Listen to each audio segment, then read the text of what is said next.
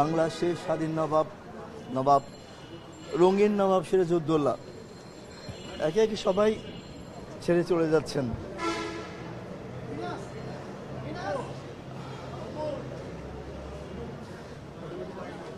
কি যে স্নেহ করতেন, কি যে ভালোবাসতেন।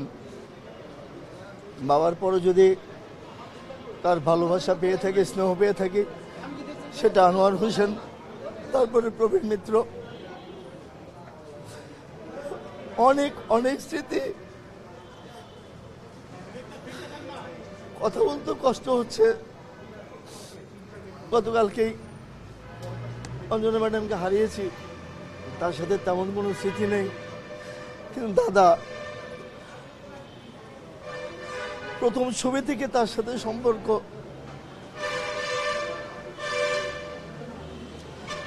হাতে পায়ে ধরে অভিনয় ভুল হতো সেটাই শিখিয়েছেন। এখন তো আর শেখানোর লোকও নেই, আমরা তো সবচেয়ে বড় হয়ে গেলাম। কষ্ট হচ্ছে দাদা, সুযোগে দিলেন না। সন্তান হিসেবে একটু সুযোগ তো দেবেন, একটু সেবা করব,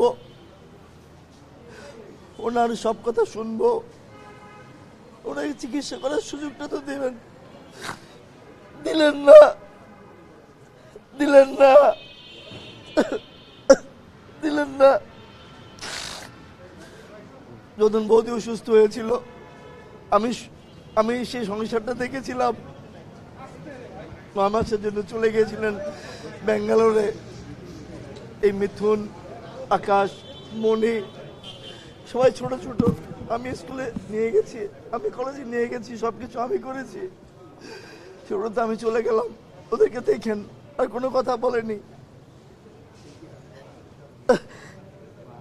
অনেকে তো জানে না যে আমার সাথে কি সম্পর্ক, কোনো বলিও না আমি যে তার কি ছিলাম। সবাই দোয়া করবেন দাদার জন্য, দাদা যেখানে থাকুক ভালো থাকে। আমরা আসলে একটি শোক বলতে না বলতে কিন্তু আরেকটি শোক আপনারা দেখেছেন। আসলে প্রবীরদার সঙ্গে আমার স্মৃতি জড়ানো কোনো ঘটনা নেই, তবে যাদেরকে আসলে মনে প্রাণে ধারণ করে আজকে ইন্ডাস্ট্রিতে এসেছি, যাদের লালিত এই শিল্পী সমিতি, তাদের সেই শিল্পী সমিতিতে সবচেয়ে ক্লান্তিলগ্ন মুহূর্তে আমি কার্যনির্বাহী সদস্য হিসাবে দায়িত্ব নিয়েছি। আমার খারাপ লাগতো না আজকে যদি আজকে সন্ধ্যায় এসে আমি 5টায় এসে হসপিটাল এসেছি, এবং শিল্পী সমিতির পক্ষ থেকে আমি মিথুনদার সঙ্গে, ওনার ছেলের সঙ্গে কথা বলেছি যে আমরা দাদার জন্য কি করব।